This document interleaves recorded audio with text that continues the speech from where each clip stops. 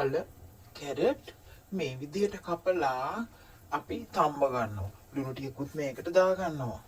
මම මෙතන ලෑස්ති කරගත්තා අමු මිරිස්, ලුණු, මොනවාද උම්මලකඩ, කරපිංචා. මෙන්න මේකත් ලෑස්ති කරගත්තා. අපිට උම්මලකඩ නැත්තම් තොන්නෝ ටින් එකක් දාන්න පුළුවන්. තොන්නෝ ටින් එකක් මේ වගේ එක ටින් එකක් දාන්න පුළුවන්. ඒත් මං අද දාන්නේ උම්මලකඩ. දැන් අලේක හොඳට තැම්බිලා තියෙන්නේ. ඔය හොඳට තැම්බිලා තියෙන්නේ. අපි දැන් අලේක පෙරවගමු.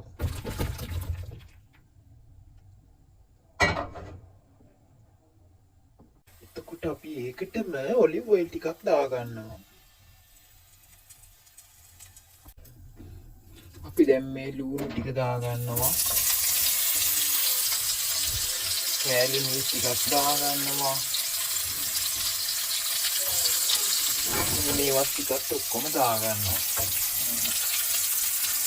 මේ හිමීට බැඳෙනකොට අපි සම්බගත්තු අල ටිකයි කැරටි දාගන්නවා.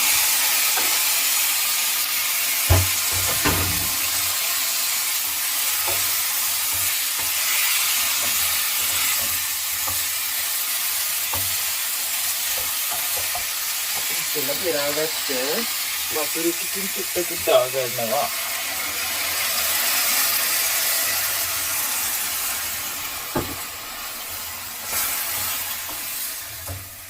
දැන් චුට්ටක් මේක වහලා තියෙනවා.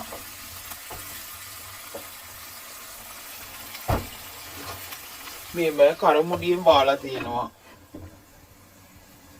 මේ ගත්ත ක්‍රීම් එකනොත් එතකොට දාගන්නවා උඩට. උඩා ගණකමයි මේ ක්‍රීම් එක. ක්‍රීම් එක වගේ මෙන්න මේ විදිහට තමයි හැදෙන්නේ. මට තව චුට්ටක් මදි ක්‍රීම් එක. ඒකින්ද මම තව ක්‍රීම් එක අනිත් ක්‍රීම් එක චුට්ටක් විතර දාගන්නවා.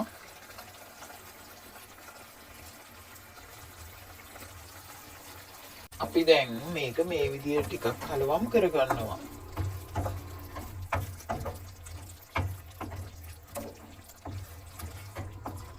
මේක ආලුවනේ ගොඩාක් රසයි. මේ දැම්ම මේ මිශ්‍රණේ ගොඩාක් රසයි.